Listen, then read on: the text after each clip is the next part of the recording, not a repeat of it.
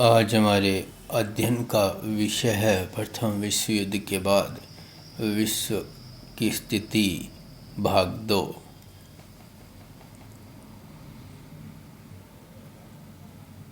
पहला पॉइंट है अमेरिका का प्रभुत्व। 1919 ईस्वी के बाद अमेरिका ने स्पर्शहीन सहयोग की नीति का पालन किया। एक तरफ तो वह विश्व नेता बनने का इच्छुक था तथा दूसरी ओर उसकी चिंताओं से मुक्त भी रहना चाहता था। सेकंड पॉइंट, सोवियत रूस का उदय। लेनिन रूसी क्रांति का सबसे प्रसिद्ध नेता था। उसका वास्तविक नाम व्लादिमीर इलियच युदिनोव था, परंतु वह निकोलाई लेनिन के नाम से विख्यात हुआ। 7 नवंबर 1917 ईस्वी को बोल्शेविक क्रांति की सफलता का श्रेय उसी को ही दिया गया। नेक्स्ट पॉइंट है लेनिन का योगदान। 1921 ईस्वी में उसने नई आर्थिक नीति अपनाई। इसका परिणाम था कि कारखानों और खेतों में सुधार होने लगा, विशाल पैमाने पर उत्पादन होने लगा। लेनिन ने शिक्षा तथा औद्योगिक क्षेत्रों के सुधार का कार्यक्रम भी प्रस्तुत किया।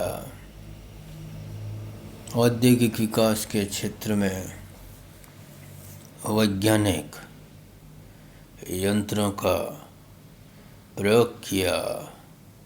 इसके उपरांत लेनिन के अधूरे कार्य को स्टालिन ने पूरा किया था। स्टालिन चाहता था कि रूस कृषि और उद्योग के क्षेत्र में पूंजीपति देशों पर निर्भर नहीं रहे। 1953 ईस्वी तक रूस का अधिनायक स्टालिन बना रहा। उसके समय में रूस ने साम्यवाद का प्रचार प्रसार किया। नेक्स्ट पॉइंट है विश्व मामलों में रूस। 1934 ईस्वी में रूस राष्ट्र संघ का सदस्य बना। इसके बाद उसने उपनिवेशवाद तथा साम्राज्यवाद का विरोध किया। क्रांति के बाद रूस ने विश्व में अन्य देशों में साम्यवाद का प्रसार किया, जिसके फलस्वरूप चीन, जर्मनी तथा फ्रांस में साम्यवादी दल की स्थापना हुई। नेक्स्ट पॉइंट है एशिया, अफ्रीका और लैटिन अमेरिका में घटित प्रमुख घटनाएं एवं एशिया में राष्ट्रवादी आंदोलन। प्रथम विश्व युद्ध के बाद भारत, चीन, अफ्रीका तथा कोरिया और दक्षिणी पूर्व एशियाई देशों फिलीपींस, हिंद, चीन, ईरान, इराक, फिलिस्तीन, सीरिया और लेबनान, अफ्रीका, मिस्र, मोरक्को, दक्षिण अफ्रीका, लैटिन अमेरिका, मैक्सिको आदि में प्रमुख राष्ट्रीय घटनाएं घटी। तथा राष्ट्रवादी आंदोलन उत्पन्न हुए। नेक्स्ट आती है नाजीवाद। हिटलर ने जर्मनी को विश्व का शक्तिशाली देश बनाने का प्रयास किया। इस हेतु उसके प्रमुख उद्देश्य थे वर्साय की संधि को रद्द करना, समस्त जर्मन जाति को एक सूत्र बांधकर विशाल उपनिवेशों की स्थापना करना, जर्मनी की बढ़ती हुई जनसंख्या को बसाने के लिए उपनिवेशों की स्थापना करना। इस प्रकार उसकी विदेश नीति सैनिक शक्ति एवं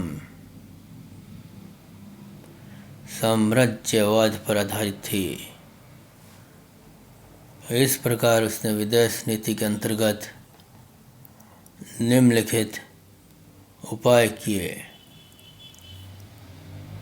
नंबर 1, राष्ट्रसंघ का परित्याग। सेकंड है ऑस्ट्रिया को हड़पने का सफल प्रयास। नेक्स्ट है सार प्रदेश की प्राप्ति, वर्साय संधि की अवहेलना, ब्रिटेन और जर्मनी के बीच नौसेना संधि, राइन प्रदेश पर अधिकार करना, रोम, बर्लिन, टोक्यो दूरी, ऑस्ट्रिया पर अधिकार। नेक्स्ट पॉइंट आता है म्यूनिख समझौता, 29 सितंबर 1938। जर्मनी के म्यूनिख नगर में 4 राज्यों में इंग्लैंड, फ्रांस, इटली और जर्मनी के प्रतिनिधियों का चेकोस्लोवाकिया के मसले पर एक समझौता हुआ जिसे म्यूनिख समझौता कहा गया। इस प्रकार प्रारंभ में उसे शानदार सफलताएं मिली, परंतु अंत में उसकी पराजय हो गई। वह अपने आंखों से जर्मनी की पराजय नहीं देखना चाहता था, इसलिए उसने आत्महत्या कर ली थी तथा जर्मनी की पराजय के साथ जर्मनी से तानाशाही शासन की समाप्ति हो गई। Thank you.